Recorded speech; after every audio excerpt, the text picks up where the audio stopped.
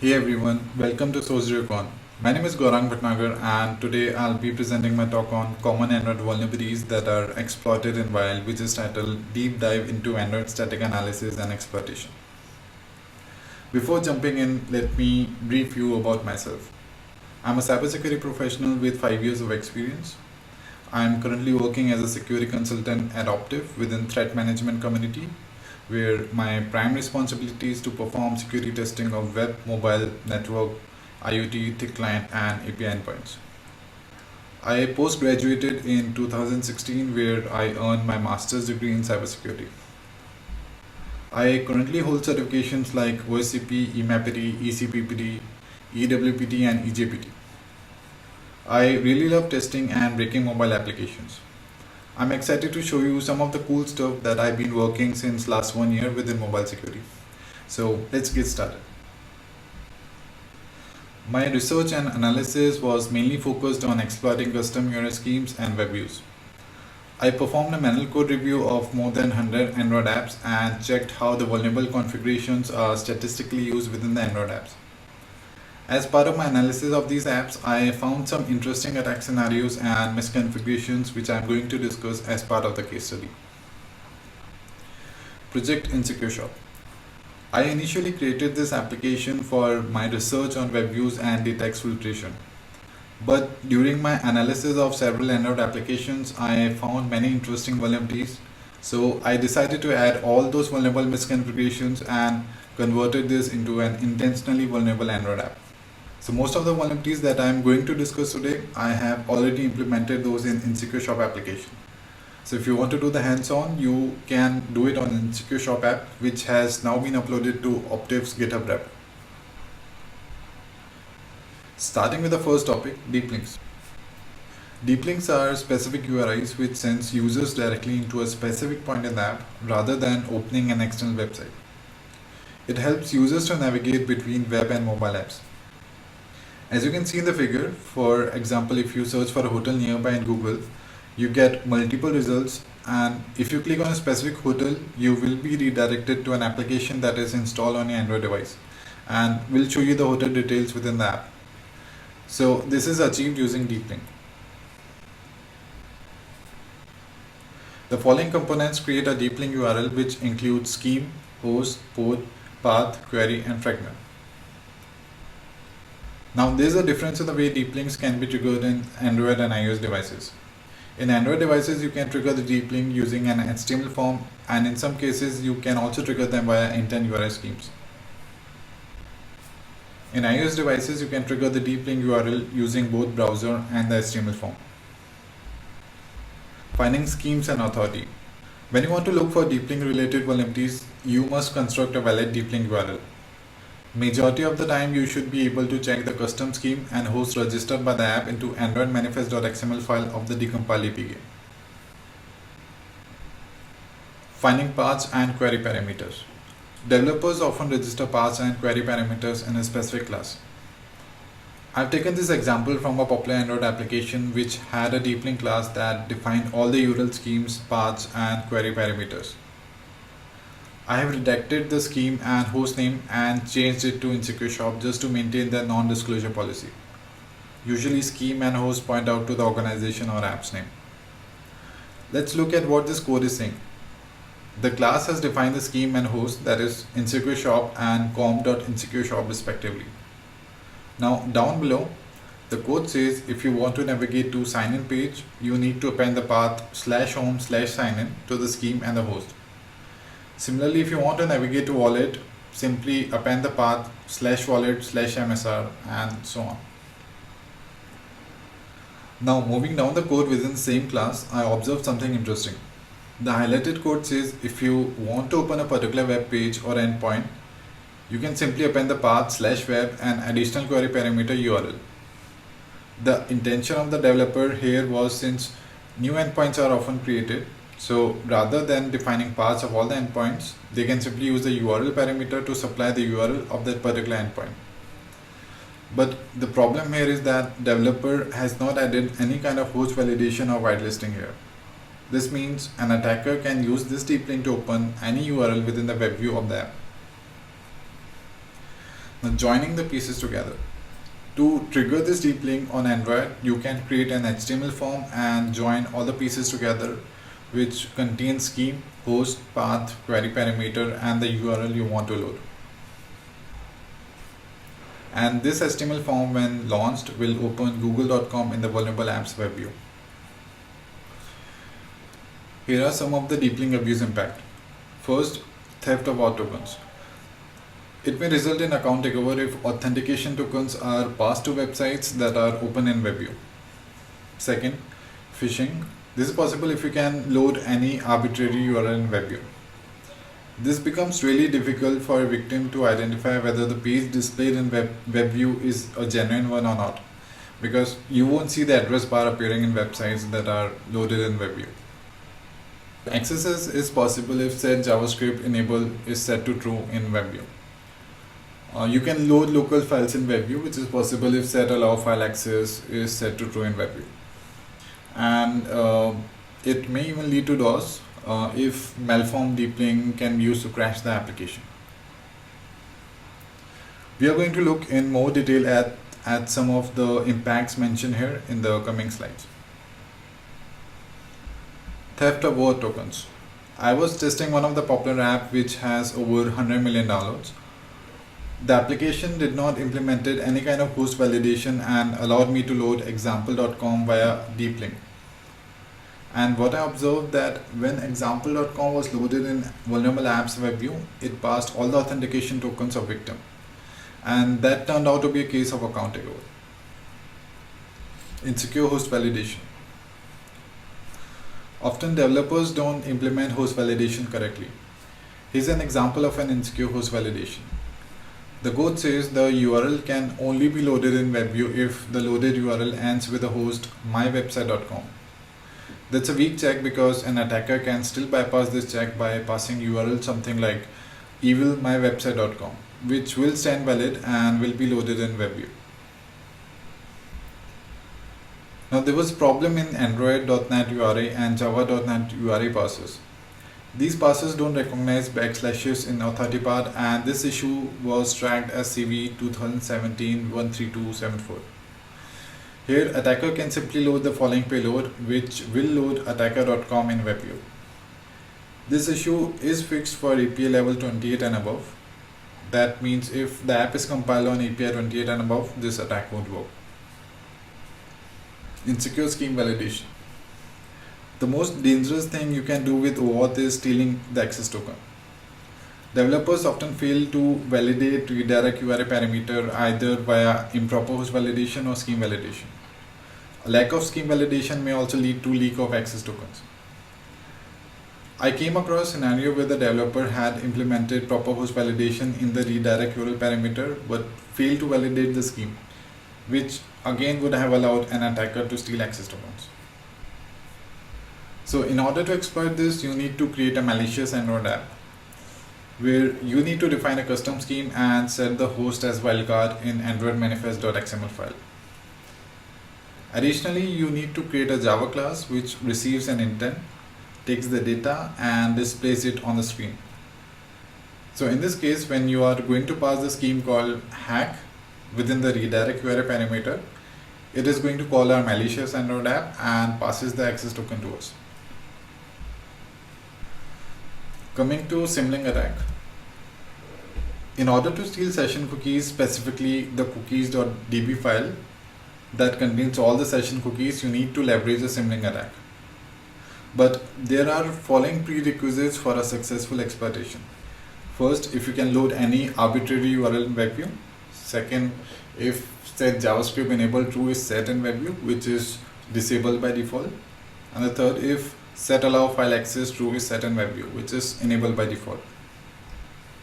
In this attack, a malicious app loads an attacker provided HTML file into vulnerable apps WebView by passing an intent. This HTML file contains JavaScript payload which sends current document contents to attacker control domain. When the HTML file is loaded in WebView, the attacker domain and cookie gets stored in database file. The malicious app now creates a symlink with HTML extension which points to cookies.db file where our malicious payload is injected. Now the symlink.html file is loaded in WebView, which triggers the JavaScript payload and sends data to attacker control domain. Observe that we have exfiltrated cookies.db file to our remote domain. In this case, it is our burp collaborator. But please note that Google has fixed the symlink attack as part of the system WebView update. The fix does not allow third-party apps on the device to load symlink of files owned by other apps into WebView. So symlink attack won't work on the latest Android devices or devices with the updated system WebView.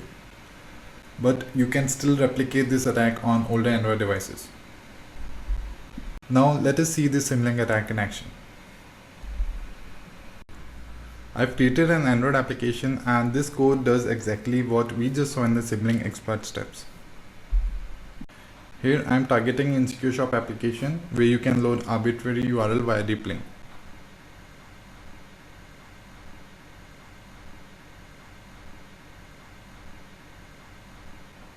Here I'm going to load a malicious HTML file in WebView.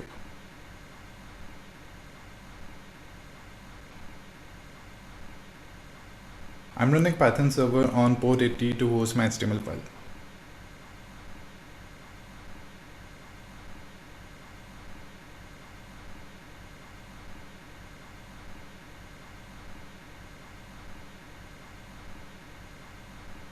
This HTML file contains a JavaScript payload which sends the data to attacker control domain.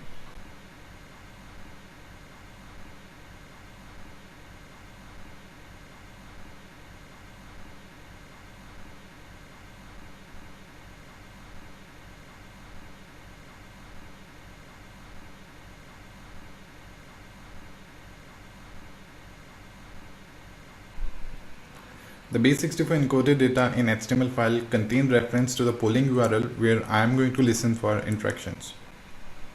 Here I am using Project Discovery's Interact Assets tool to retrieve data out of Ben.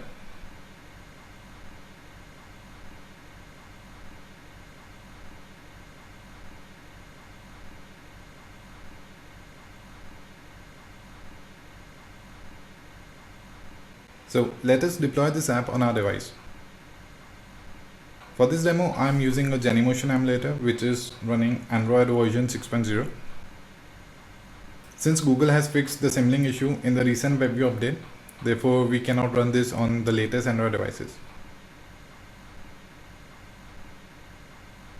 I have added some delay here, nearly 45 seconds, because our JavaScript cookies take some time to sync into cookies.db file.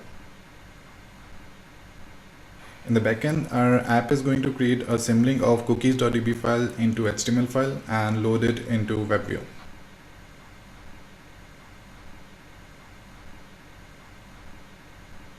Here we go. Our symlink file is loaded in WebView. This is going to cause JavaScript file to be triggered and will send the database file to the attacker domain.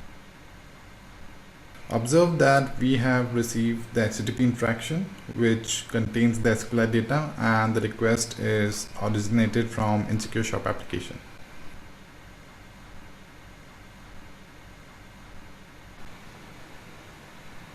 Now let's move back to our presentation slides. In order to remotely steal all files from app's local storage, you need to have following prerequisites. First, if you can load any arbitrary URL in WebView. Second, if target app can read data from external storage, that is, it has read external storage permission. And third, if set allow universal access from file URLs is set to true in WebView, which is disabled by default. Now, an attacker can place a malicious HTML file in the SD card and load this HTML file into vulnerable apps WebView. This sends any local file of a choice to be sent to the remote domain. Now, the screenshot shows we were able to exfiltrate XML file containing user credentials from local storage. Now, moving on to IPC components. Here, I am specifically going to talk about a vulnerability that provides access to protected components. Developers often create proxy components that take an embedded intent and pass it to dangerous methods like start activity, send broadcast, etc. As researched by Oversecure, it was found that more than 80% of apps contain this vulnerability.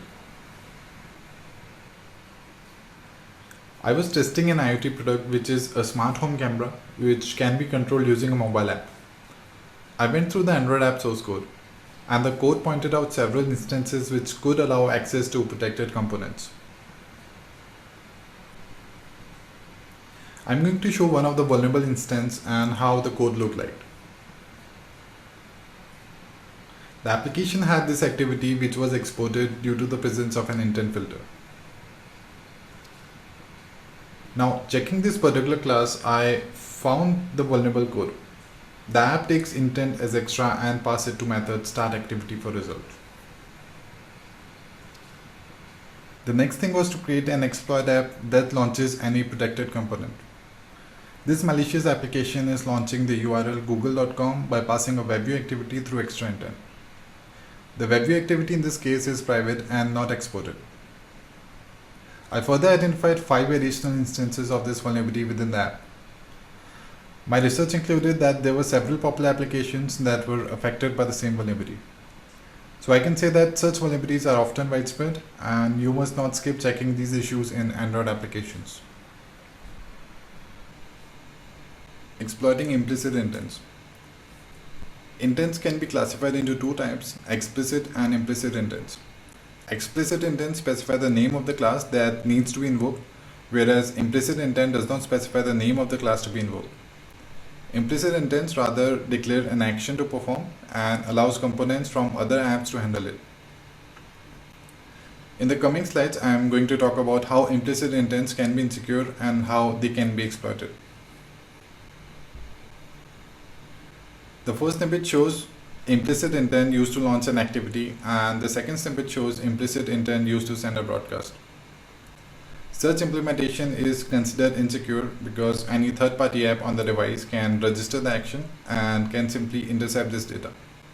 In the first case, third-party app can intercept and replace original website with a malicious website, and in the second case, third-party apps can intercept username and password. Now let's look into the second case, how we can register the action broadcast and intercept username and password. In order to exploit this, you need to create an Android app and register the action broadcast in Android manifest.xml file. You need to create a receiver class and add the following code. This code is going to get the string extra as username and password and outputs them into logcat. But there were some changes introduced in Android Oreo where implicit broadcast receivers won't work when you register them in Android manifest.xml file. This implies our previous exploit will only work on devices running Android Nougat and below. So in order to get this working on the latest Android devices, you need to programmatically register the receiver using register receiver method. So you can create an activity and register the action broadcast. There won't be any change in receiver class. This code will remain same as what we previously discussed. So this will work on devices running Android Oreo and above. You just need to programmatically register the receiver in the activity class. Alright, time for the demo. I'm going to show a practical demonstration on the Insecure Shop application. We will look for some vulnerable configurations and will exfiltrate the local data to the remote domain. So let's jump to our demo. In this demo, we are going to create a malicious app that loads an arbitrary URL in WebView of the Insecure Shop application. We are further going to chain it with insecure configurations to exfiltrate the local data of the vulnerable application to the remote domain. Let us first open our vulnerable app into JetX UI.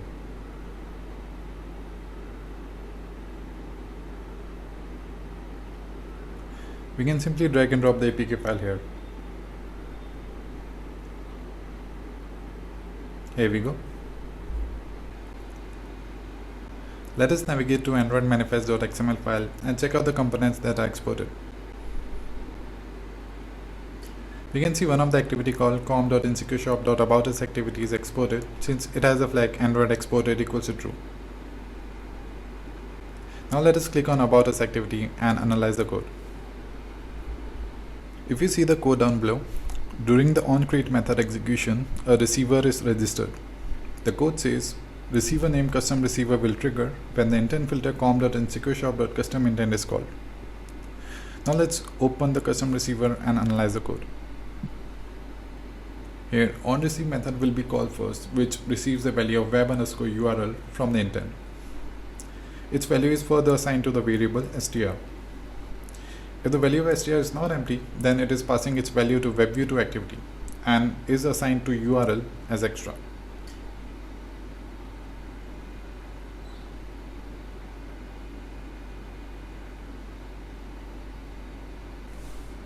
So that means if we are able to send any arbitrary URL in web_URL as extra to the custom receiver, then that value would be passed within WebView2Activity and that URL will be loaded in WebView.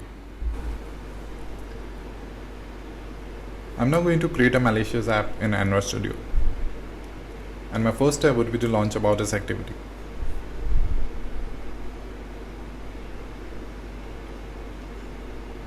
I'm here going to specify the Insecure Shop package name and the class name, which is About Us activity.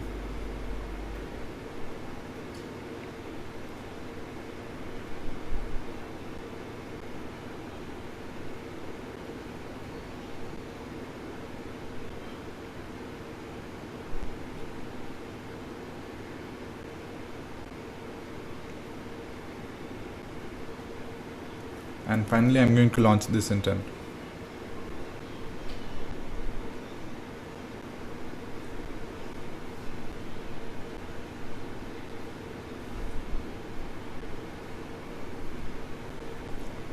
Once About Us activity is launched, I'm then going to add a 500 millisecond delay, and then I'm going to send an intent via broadcast.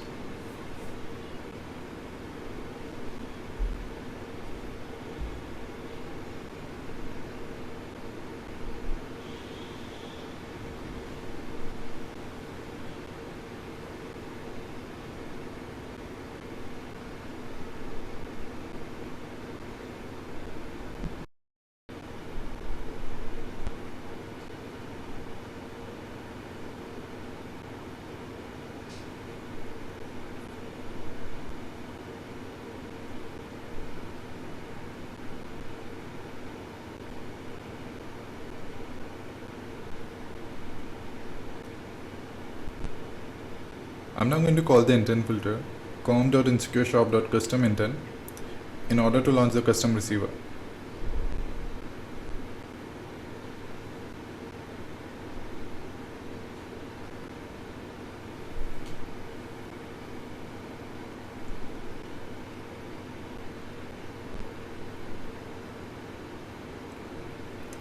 I'm now going to pass google.com and web_URL as extra.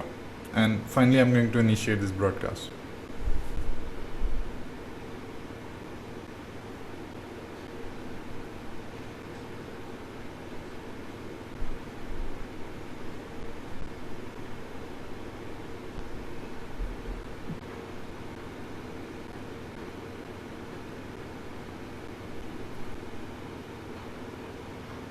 Let's now deploy and run this mobile app on a mobile device.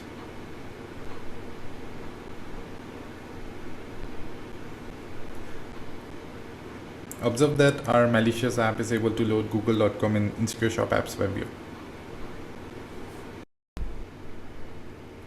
Let us now change this with other misconfigurations present in our vulnerable app. One of the insecure configuration is Insecure File Provider Declaration. Since we have the ability to pass URI via intent to our vulnerable application, we can therefore access content providers which have Android grant URI permissions flag set to true.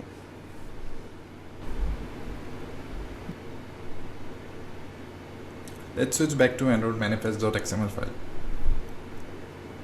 Here we have one provider with the authority name com.insecureShop.file_provider, which has Android grant URI permissions flag set to true. And this also has file provider declaration.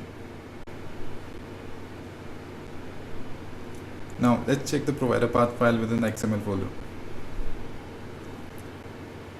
Observe the provider has the root folder configuration that allows us to access home directory, which also includes /sdcard and /data directory.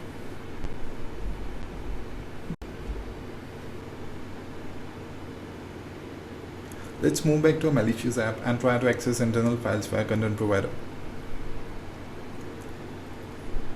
I'm first going to set flags to gain read and write access to the provider.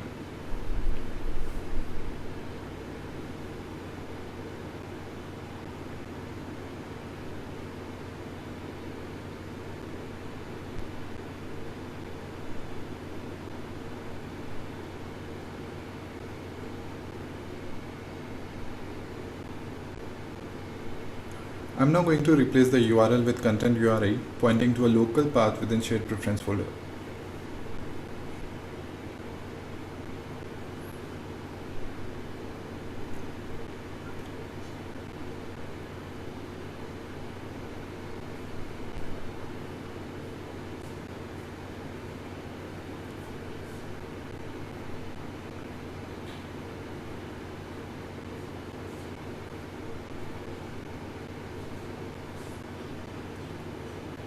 Let us now deploy the app on our device.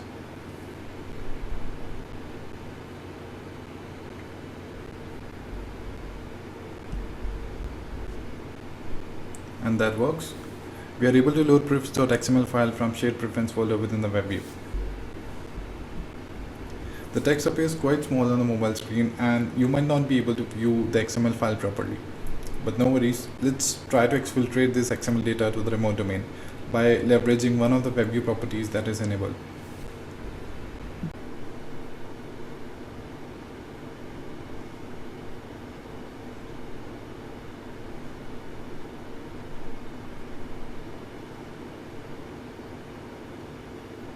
Let us now navigate to WebView 2 activity.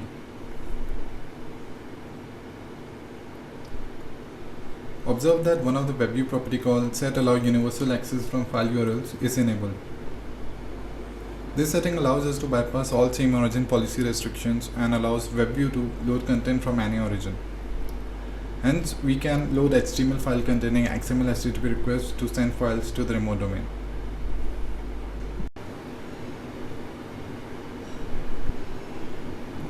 To exfiltrate data, here I am going to use InteractSH tool developed by Project Discovery.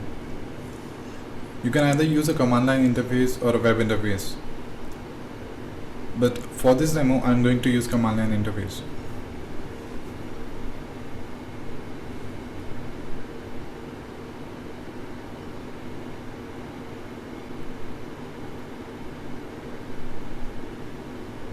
I'm going to copy the polling URL and paste it in my payload.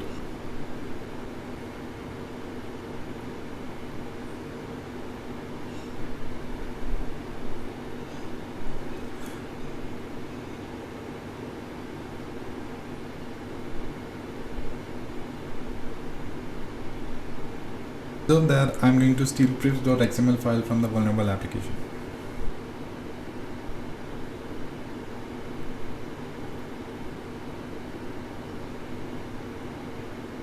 I'm going to push this file to the SD card. In a real world scenario, an attacker would actually trick victim into visiting a malicious URL which downloads this file into the device SD card.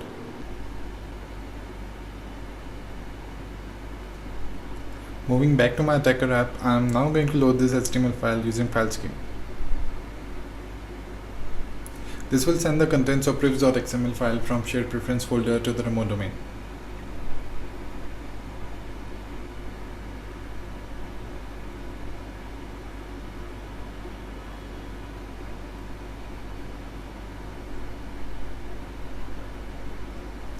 We no longer require these flags, so we can remove that. Let us now run this code.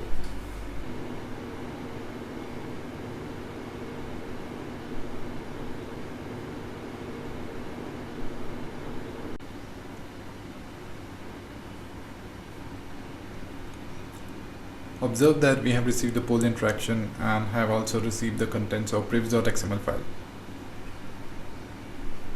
Observe that this request was originated from a vulnerable application package named com.insecureshop. This indicates that we have successfully exfiltrated local data to the remote domain. So here's what we did in the demo. First, we saw that exported activity registered an implicit broadcast, which allowed us to trigger the custom receiver from our malicious app. Then we were able to load any untrusted URL using web_URL parameter in the custom receiver. Next, since we had a possibility to pass any URI to app's web view, this allowed us to access content providers with Android grant query permission set to true. We also found that provider file had root folder permissions which gave access to home directory. We saw that we can use content URI to read any local file by providing read URI permission flag. This also provides us the ability to overwrite any local file by providing write URI permission flag. Since we have the ability to overwrite local files, we can then leverage this to achieve code execution by overwriting native libraries. This was not a part of the demo because I have not yet implemented this into Insecure Shop app. But that is surely in my to-do list. So the concept here is that sometimes developers store native libraries in their own application data directory, that is /data/data, and use method system.load_library to load its native library. This provides attacker a chance to override native libraries stored in the data directory. We further found that WebView had set allow universal access from file URLs property enabled. We then placed our malicious HTML file in Android device SD card. This HTML contained JavaScript payload where we defined which file to steal and where to send its data. We then loaded this HTML file in WebView via file scheme. And we finally got the data exfiltrated to our remote domain. Here we use Project Discovery's newly released tool called Interact Assets to exfiltrate data. Moving on to MITM flaw, this is one of my favorite findings. I've seen a lot of mobile applications failing certificate validation, and a lot of pen testers do miss out checking for these vulnerabilities. I've taken this vulnerable code from a popular mobile application which has more than 100 million downloads. This application used WebView to make financial transactions but failed to validate SSL certificates. If you look into code block, the code says the method gets an SSL error handler instance named param SSL error handler. The handler calls proceed, which will ignore any certificate error, and the connection will be created. So due to this, any invalid certificate will also be accepted. So as a result, it was possible for me to capture banking credentials and credit card numbers when connected over the same network.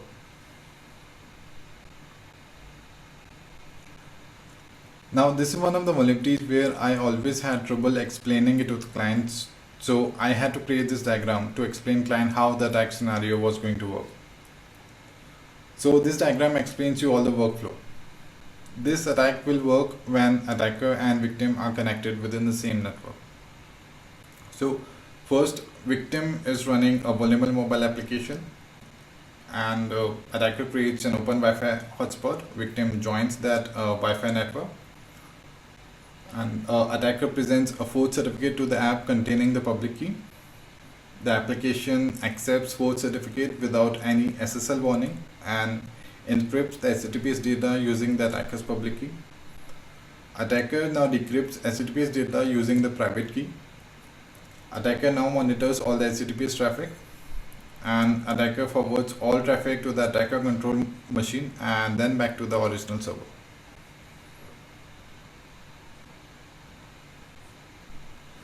Now there are some common questions I've been asked by the client when reporting this issue. First, how are you going to exploit this in a real scenario? Second, how are you going to issue an attacker provided certificate to the Android user and capture the traffic originating from the device? So in that case, you don't need to proxy user's Android device, but rather you can use Burp's invisible proxy and use IP tables to forward all traffic to the Burp. Hard-coded API keys and secrets. Hard-coding API keys and secrets in mobile apps are very common. When you find any hard-coded API key or secret, try to identify for which service it belongs to. Check the API docs and see if such API keys and secrets are supposed to be public or private. You can also check for reference in KeyHacks. KeyHacks is a GitHub repository which provides info on how particular API keys can be exploited. I love using Nuclei, and I have created 40 plus mobile Nuclei templates to aid mobile security assessments. You can run these nuclear templates on a decompiled Android app. For now, you can download these nuclear templates from Optive's GitHub repo. So, coming to the takeaways, try to keep these things in mind when you are testing an Android application. Most of the time, developers don't add scheme and host validation check, or either they don't implement that correctly. Loading arbitrary URL in WebView may give you authentication tokens. Also, try to exfiltrate data from local sandbox to the remote domain, depending on the WebView properties enabled. Note, Google has fixed the symlink attack as part of the system WebView update. So symlink attack won't work on latest Android devices or devices with updated system WebView. IPC components can introduce many vulnerabilities if not properly configured. Expand your attack surface to non-exported components. Developers often pass sensitive data via implicit intents, which can be intercepted by other apps on the device. MITM vulnerabilities are too common in Android apps. Developers often override SSL error, which makes app vulnerable to MITM attack. For example, unsafe implementation of on-received SSL error. Hardcoding API keys and secrets in mobile app is common. So you must understand the purpose of hardcoding these keys. Check the API docs and see if the keys are supposed to be public or private. You can download Insecure Shop app and mobile nuclear templates from Optive's GitHub repo. You can also check out Optive's Source Zero blog for some amazing technical content. Additionally, you can check out these links which are worth reading. So this concludes my talk. I thank Optive for inviting me to speak at SourceZeroCon, and thank you everyone for listening. If you have any questions, you can connect with me in the Discord channel. Also, my DMs are open on Twitter, so you can reach there as well. Hope you all had an amazing day. Thank you so much.